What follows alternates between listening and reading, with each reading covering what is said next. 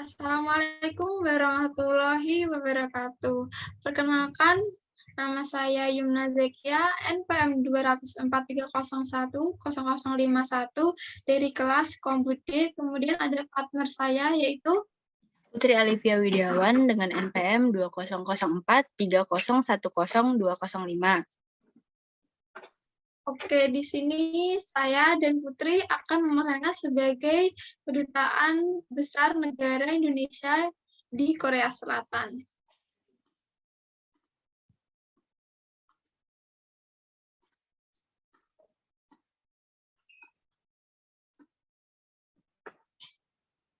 Halo, perkenalkan nama saya Yumna Zekia dan teman saya yaitu Putri Alivia. Di sini kami mewakili Kedutaan Besar Indonesia di Korea Selatan untuk membahas kultur shock yang ada di Korea Selatan. Untuk edisi mahasiswa baru nih yang berada di Korea Selatan. Untuk kita di sini akan membahas 4 poin, yaitu pertama, perbedaan budaya secara sistem akademis, kedua, perbedaan budaya secara sosial, yang ketiga, yaitu kenyamanan dan ketidaknyamanan, yang keempat, cara menyikapi agar cepat beradaptasi. Pertama, kita akan membahas bagaimana sih budaya sistem akademis di Korea Selatan, terutamanya di dalam lingkup kampus. Yang pertama, kita akan membahas kegiatan kampus selama 16 jam dalam sehari. Dalam pendidikan di Korea Selatan, durasi waktu belajar juga lebih lama dibandingkan dengan Indonesia ya pastinya. Menghabiskan waktunya sampai 16 jam, bahkan mereka kadang masih terus untuk mewajibkan untuk belajar dan membaca di ruang perpustakaan yang difasilitasi oleh kampusnya. Kemudian kedua, tingkat disiplin dan persaingan yang tinggi. Sulitnya masuk ke perguruan tinggi di sana menjadikan pelajar di Korea Selatan disiplin dalam hal belajarnya. Kemudian yang ketiga ada program durasi masa kuliah. Kebanyakan program sarjana di Korea Selatan yaitu selama 4 tahun. Yang membedakan di sini adanya seperti program kedokteran gigi, dan kedokteran oriental, yaitu lebih dari 4 tahun, yaitu selama 6 tahun. Kemudian yang keempat yaitu adanya fasilitas kampus yang sangat memadai. Tidak dipungkiri bahwa teknologi di Korea Selatan sudah sangat tidak diragukan lagi. Mahasiswa menggunakan fasilitasnya itu bisa kapan aja dan kapan waktu. Dan itu pastinya gratis, seperti kayak meminjam komputer selain di jam kampus gitu boleh. Yang kemudian yaitu ada sidang hanya formalitas. Di beberapa kampus syarat kelulusan adalah publikasi internasional. Kalau ini sudah ada, pasti profesor akan senang ketika wisudawan di Korea itu lulusnya itu melalui paper. Maka profesor akan lebih senang daripada mereka kayak sekedar penelitian biasa. Harus diimbangi dengan paper. Terus kita poin yang kedua akan membahas budaya secara sosial. Perbedaan Korea dalam hal salam dan menyapa. Ketika di Indonesia, budaya sapa dan salam itu hal yang biasa, seperti kayak berjabat tangan, mengucapkan salam, assalamualaikum untuk yang muslim. Cuman kalau di Korea itu budayanya beda.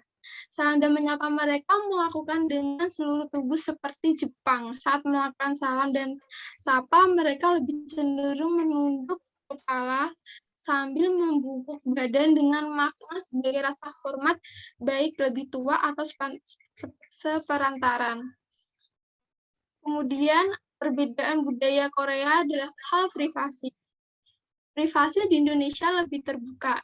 Jika di Korea Selatan, mereka cenderung lebih individu. Tak jarang mereka mengenal seperti kayak tetangga satu sama lain. Kalau di Indonesia kan kita pasti harus mengenal tetangganya ya, kayak berkomunikasi dengan tetangganya selalu. Cuman kalau di Korea itu mereka aja tetangga itu jarang kenalnya. Maka itu yang namanya privasi mereka itu sangat dijaga. Kemudian kalau kontak mata yang berkepanjangan itu juga dianggap sebagai sesuatu yang tidak sopan di Korea. Yang ketiga nih dalam hal konteks makanan. Di Korea memiliki 4 musim, yaitu musim panas, musim dingin, musim gugur, dan musim semi. Makanannya pun ada yang halal dan non-halal. Untuk yang Muslim lebih diperhatikan dalam hal makanan. Kita harus melihat ingredients-nya untuk menghindari yang mengandung bahan minyak babi, karena itu sudah dianggap haram dalam agamanya. Baiklah, selanjutnya saya akan mempresentasikan tentang kenyamanan yang akan dirasakan oleh mahasiswa. Jadi, seperti yang sudah dijelaskan oleh Kak Yumna tadi, tentunya kalian sudah tahu ya mana yang akan membuat kalian nyaman atau tidak nyaman. Seperti contohnya di fasilitas yang memadai. Tentunya dengan fasilitas yang memadai itu, kalian akan merasa nyaman untuk tinggal di sana. Gitu. Jadi di sini ada 4 poin yang akan saya bahas tentang kenyamanan yang akan dirasakan oleh teman-teman mahasiswa nanti. Yang pertama, di sana kita akan belajar bahasa baru, bahasa Korea tentunya, karena tidak bisa dipungkiri kita setiap hari itu bakalan ketemu orang-orang Korea, asli Korea. Jadi di situ kita bisa langsung praktek untuk berbicara atau berkomunikasi dengan mereka semua. Lalu yang kedua, kita bisa berinteraksi dengan banyak kenalan baru. Tentunya di suatu kampus di sana, kita tidak hanya bertemu dengan teman-teman dari Korea Selatan, tapi kita juga bertemu dengan teman-teman dari luar negeri. Di sana kita bisa dapat menambah relasi yang lebih banyak lagi. Lalu yang ketiga ada makanan yang enak-enak. Nah, di sana mungkin ini akan menjadi surga bagi teman-teman pecinta makanan Korea. Karena di negara asalnya sendiri itu pasti banyak sekali restoran-restoran yang menyediakan makanan asli dari negara sana. Lalu yang keempat yaitu fasilitas kota maupun kampus. Tapi dari poin-poin tersebut akan menjadi sebuah ketidaknyamanan. Tergantung situasi dan juga orangnya.